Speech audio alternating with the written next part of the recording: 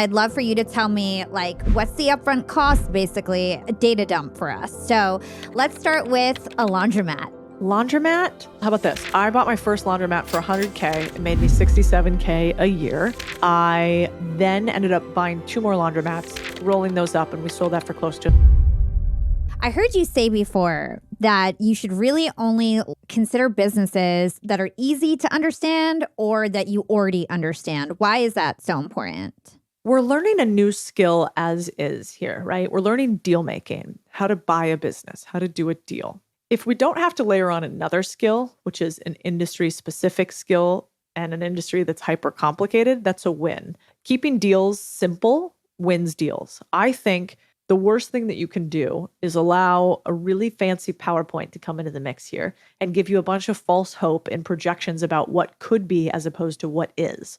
And so I like really simple businesses because then it's easy for me to understand. I think most deals go wrong because if the deal doesn't make sense on the back of a piece of paper or on a napkin, then the deal probably doesn't make sense in general. So most people in our world in finance, you know this too, people in finance want things to seem complicated so they can charge you a lot of money for them to solve it. But the truth of it is, it's usually a lot simpler than we talk about. Nobody's curing cancer here. You can understand how a laundromat works, how a car wash works, how a roofing company works. It just takes some work to understand it. So that's why I don't like anything that says proprietary on it or bioengineering or complex patents or even complex attorney companies, because there's too much ability for me to not understand what's happening. Keep it stupid simple. Yeah, that makes a lot of sense. Something else that I've heard you say before is you've got to really look at the profitability and not just at potential for growth, because everybody could say we're projected to do this, or it's such a fast growing space, or whatever it is. Why do we actually have to look at the actual profitability and only really consider that?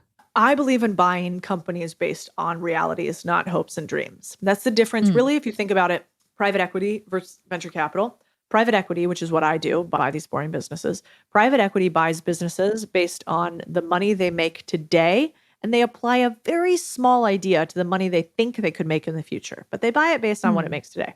Venture capitalists invest in a company now with a hope that the company becomes something else in the future. If the company that a venture capitalist invests in stays the same the day that they invest in it as the day they go to sell the company, big, huge issue, right? That means the investor is not going to make any money. If a small business stays the same the day that I bought it as the day that I sell it, that's okay, because I anticipated that. And I just cash flow on that bad boy for some amount of time.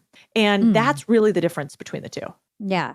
Another tip here that I've heard you say is look for a business that doesn't do a lot of marketing or advertising and still is profitable. Why is that? I always call it the fax machine test. Every time I see a fax machine, I get all tingly because it basically means that they haven't spent much money on technology, probably haven't done much marketing.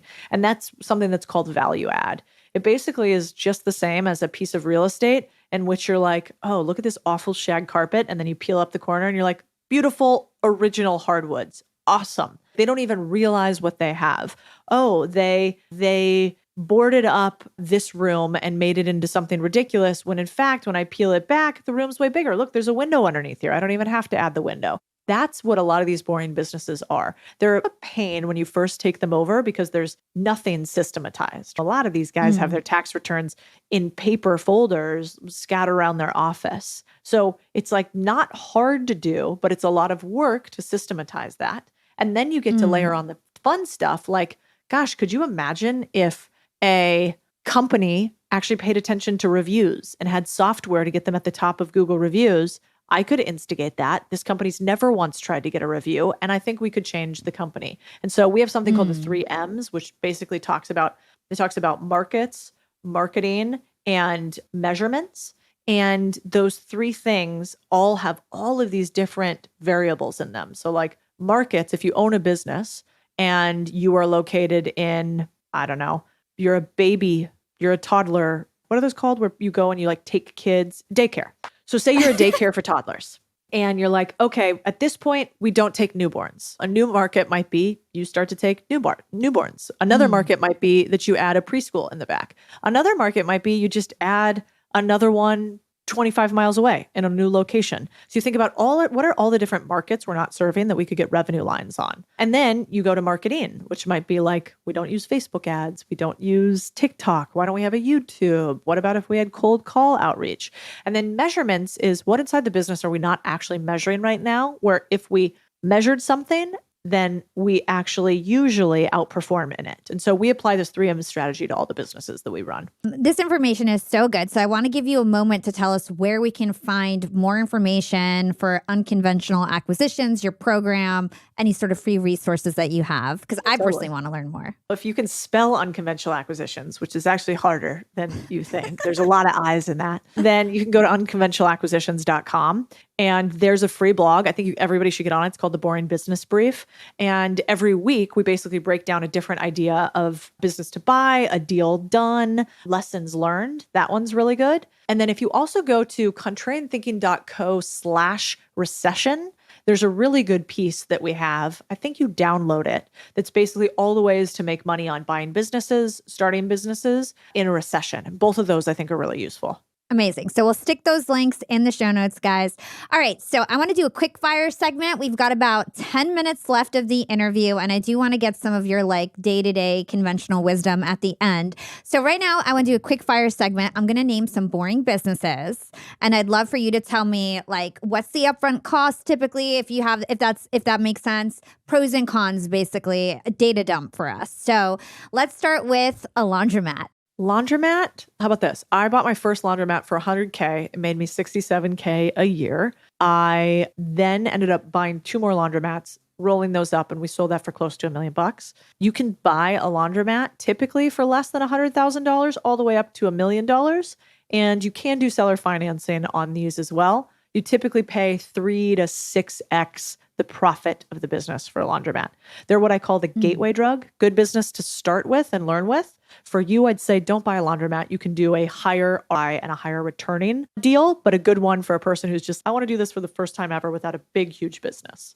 And what are the cons of a laundromat? What do we have to look out for?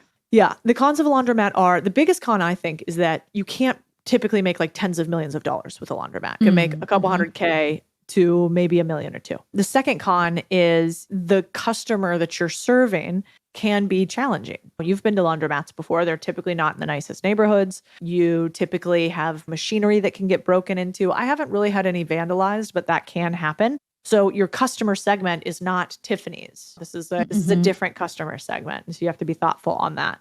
And then the other thing about laundromats that's just worth noting is they take a lot of equipment. And so if you're going to buy one, you really got to make sure you understand what that equipment is worth. Otherwise, you could get into a point where you buy a laundromat with all these machines, but the machines are all old. They're not going to work anymore. So you got to do some work on the equipment and get an appraisal.